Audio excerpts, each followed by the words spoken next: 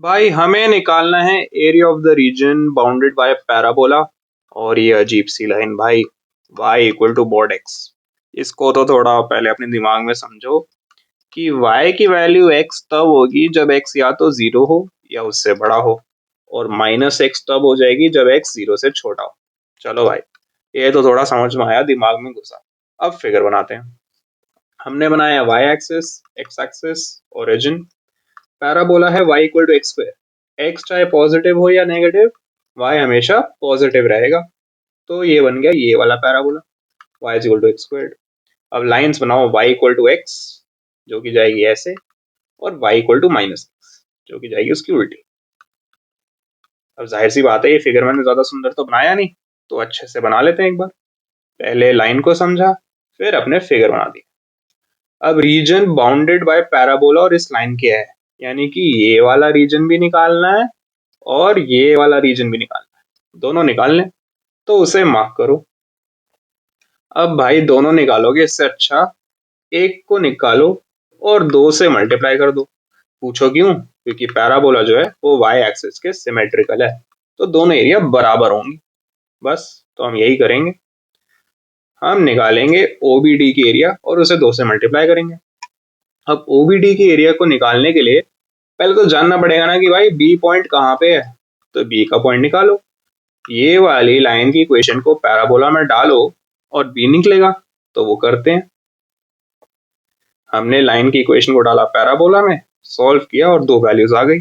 अब x की दो आई हैं तो उनको यहाँ पे डालो और y की भी दो वैल्यूज निकालो। निकाल देते हैं भाई, तो दो पॉइंट्स आएंगे ये।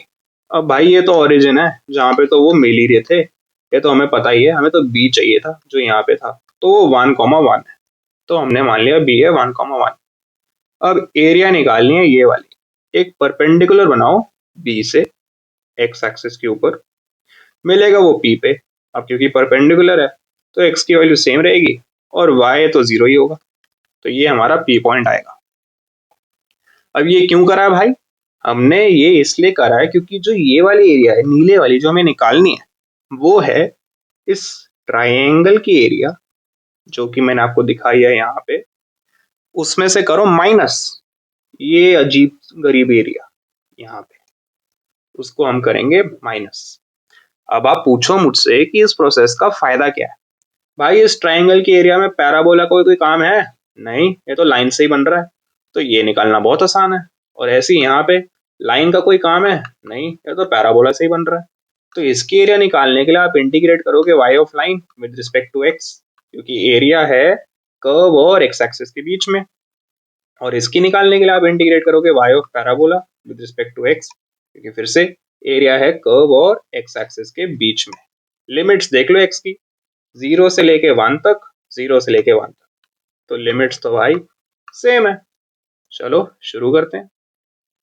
ये हमने करा और थोड़ा बहुत सॉल्व करेंगे तो मजा आएगा, पर उससे पहले टू से मल्टीप्लाई भी कर देते हैं, क्योंकि इंटीग्रल ज्यादा कॉम्प्लेक्स नहीं है, तो इसलिए ये सब हम साथ में ही कर रहे हैं, नहीं तो हम अलग अलग कर। तो हमने शुरू किया, सॉल्व करने लगेंगे, लिमिट्स डालेंगे। नॉर्मल मैथ्स तो हर किसी को आती है, और करके आंसर भी आ गया।